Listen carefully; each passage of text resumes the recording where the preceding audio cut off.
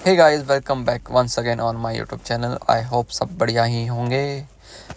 तो आज है 10th day in Bangalore. Last day है मेरा बेंगलोर में ट्रेनिंग। जैसा कि आप लोगों को पता होगा, हाइड्रोलिक ट्रेनिंग लेने में बेंगलोर आया था, जो कि करा रहा है यूकेन के थ्रू। ये हाइड्रोलिक ट्रेनिंग होती है, जिसको करना चाहे वो कर भी सकता है।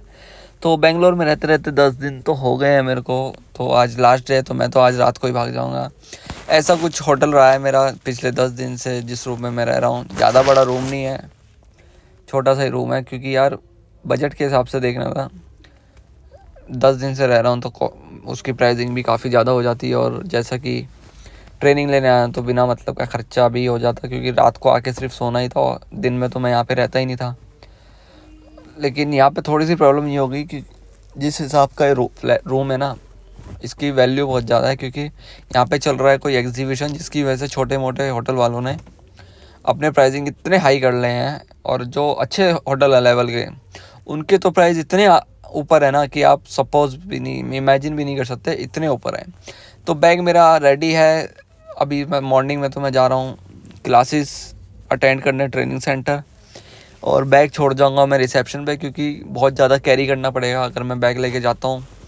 तो एक तो मेरे को टैक्सी लेके ट्रेनिंग सेंटर तक जाना पड़ेगा, और वहाँ पे भी मेरे को फ्लोर्स बाय फ्लोर्स कैरी करना पड़ेगा बैग, जिसकी कोई ज़रूरत नहीं है। तो रिसेप्शन में बैग छोड़ के मैं तो निकल जाऊँगा यहाँ से सीधा ट्रेनिंग सेंटर। ख़त्म होने के बाद शायद 4 या 5 बजे तक ट्रेनिंग लास्ट डे है, ख़त्म हो जाएगी 4 बजे तक। उसके बाद यहाँ से आके बैग पिक करके सीधा एयरपोर्ट को निकल जाऊँगा, क्योंकि बेंगलोर है। बेंगलोर में ट्रैफिक के चांस बहुत ज़्यादा रहते हैं, इतना ट्रैफिक रहता है कि पूछो मत।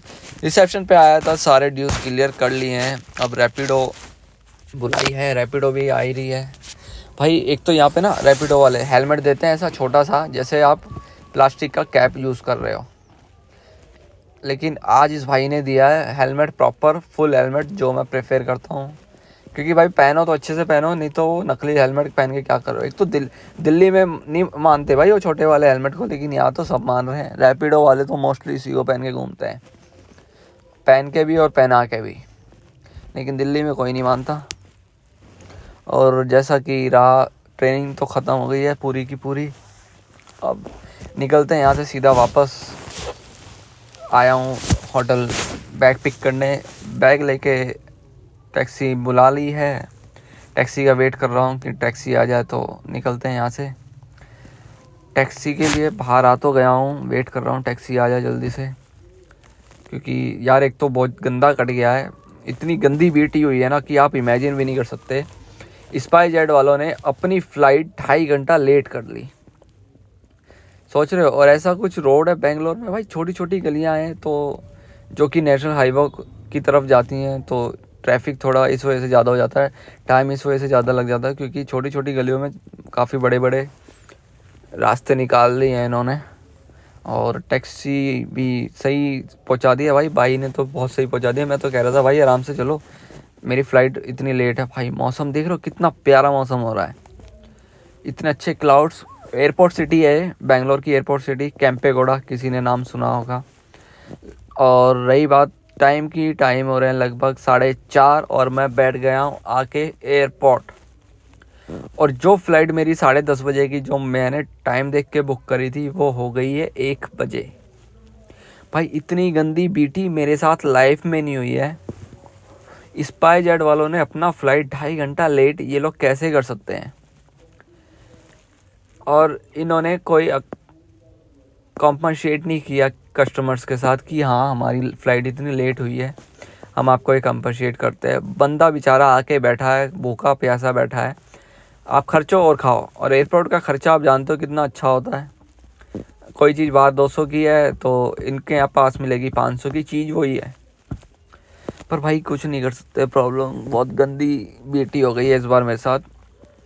4:30 बजे फ्री हो गया और फ़्लाइट 1 बजे। स्पाइस जेट लाइफ में नहीं लेने वाला मैं, इतनी गंदी सर्विस, कोई अपोलॉजी नहीं है, कुछ नहीं है। और मैं इतनी 1 घंटे से सोच रहा हूँ कि इसका बोर्डिंग खुल जाए, इसका बोर्डिंग खुल जाए। इन लोगों ने एक कोने में बोर्डिंग लगा रखा है सारी दुनिया से बच के। उसके बाद KFC तो मुझे जैसे तैसे मिल गया, नॉर्थ इंडियन तो मुझे प्रॉपर मिला नहीं। एयरपोर्ट पे तो मैंने ही ले लिया KFC, ये सबसे बढ़िया है, टेस्ट अपना सेम रहता है। फ़्लाइट बोर्डिंग शुरू हो गई है फाइनली, रात के बज रहे हैं 12:30, बोर्डिंग शुरू हो गई है। कुछ ऐसा माहौल है। स्पाइसजेट फर्स्ट टाइम ट्राई करने वाला हूँ, देखता हूँ कैसा रहता है। मेरे भाई स्पाइसजेट की सर्विस इतनी ख़राब है कि यहाँ पे 2 से 3 बार तो भिड़त हो गई है लोगों की। मैंने रिकॉर्ड नहीं किया, लेकिन यहाँ पे बहुत गंदी गंदी भिड़त हो रही थी, क्योंकि जो फ़्लाइट 10 बजे जानी थी वो 1 बजे जा रही है, जो फ़्लाइट 8 बजे जानी थी वो 10 बजे जा रही है। ऐसा कुछ हाल है इवनिंग में भाई। इवनिंग कह रहा हूँ, रात का माहौल है, लगभग 2-2:30 बज रहे होंगे। प्लेन अपना मस्त उड़ तो रहा है अच्छे से, लेकिन यहाँ पूरा अंधेरा। फ़्लाइट में सिर्फ तुम्हारा भाई जग रहा था, बाकी सब सो रहे थे। अब मौसम देखते हुए ऐसा लग तो रहा है कि दिल्ली पहुँच गए हैं भाई। दिल्ली, फाइनली दिल्ली आ गया। और फाइनली 10 दिन बाद ये कोहरा और औस देख के काफ़ी अच्छा लग रहा है। मैं तो भूल ही गया था ठंड होती कैसी है, लेकिन यहाँ पे गाड़ियों के